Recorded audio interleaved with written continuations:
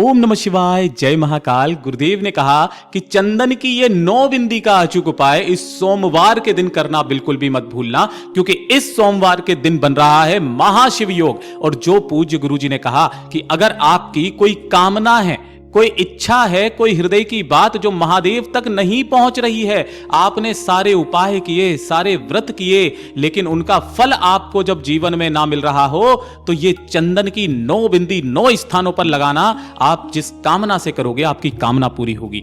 मात्र आपको थोड़ा सा लेना होगा लाल चंदन। अब एक चीज का ध्यान रखना कि हमेशा ओरिजिनल चंदन लिया कीजिए, इस तरीके से जो लकड़ी हुआ करे ना, ये लाल चंदन लेना। और 1 लोटा शुद्ध जल अपने घर का तांबे के कलश में आपको लेना है। गुरुदेव ने कहा था कि ये दोनों का जब मिश्रण बनता है ना, यह आपकी कुंडली में जितने भी दोष होते हैं उन सभी दोषों का निवारण कर देता है। यह एक तरीके से औषधि के रूप में भी काम में लिया जाता है।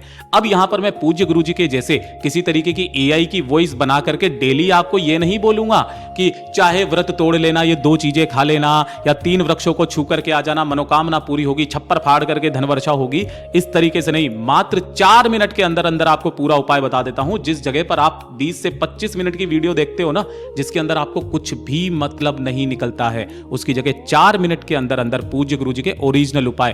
पिछले 8 सालों से मैं पूज्य गुरुजी की जितनी भी कथाएं होती है, सारी कथाएं सुनी है और अपनी खुद की एक डायरी बना करके सारे उपायों को लिखा हुआ है। उसी तरीके से उपायों को बताता हूं।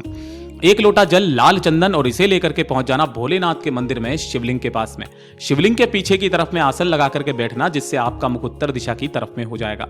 सबसे पहले आपने जो 1 लोटा शुद्ध जल लिया है, उस 1 लोटे शुद्ध जल को दोनों हाथों में लेकर श्री शिवाय नमस्तुभ्यम मंत्र का स्मरण करते हुए पहले अपना नाम और गोत्र बोलकर भोलेनाथ की शिवलिंग पर जल से अभिषेक कर देना, जल समर्पित कर देना।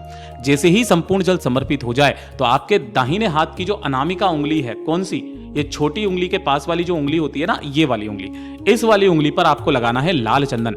लाल चंदन लगा करके पहली जो बिंदी है अपनी कामना कहकर के भगवान गणेश जी के चरणाविंद पर लगाना, दूसरी भगवान कार्तिकेय जी के स्थान पर, तीसरी माता अशोक सुंदरी के स्थान पर, चौथी माता रानी के हस्त कमल पर, कटी भाग पर, 5वीं जो ऊपर की तरफ में मटकी लगी हुई रहती है, यहां पर जहां पर महादेव जी की 5 पुत्रियां जया, विशाखा, श्यामली बारी, देवतली देव, काफी सारे मंदिरों में यह मटकी नहीं लगी हुई रहती है। तब पूज्य गुरुजी ने कहा कि शिवलिंग पर जो इस तरीके से नाग जो लगा हुआ बना हुआ रहता है ना, इस स्थान पर आपको लगा देना है। अब जैसे कि आपको यहां पे दिखाई नहीं दे रहा होगा, अगर आप ध्यान से देखेंगे तो इस जगह पर आपको दिखाई दे रहा होगा। 5वीं बिंदी आपको यहां, सॉरी 6ठी बिंदी आपको यहां पर लगा देनी है। 7वीं बिंदी शिवलिंग के पीछे की तरफ में यहां पर जलाधारी पर।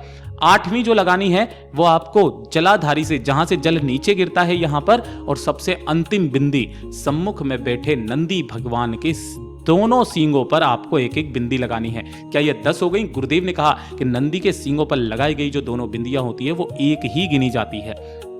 उसके पश्चात नंदी भगवान के पास में बैठकर शिवलिंग को देख करके अपने दोनों हाथों को पसार कर जो भक्त अपनी कामना कह करके आ जाता है ना, ऐसी कोई कामना नहीं जो पूरी ना हो। 4 से 5 सोमवार कर लो, आपकी वो कामना पूरी होगी। ये शिव तत्व है।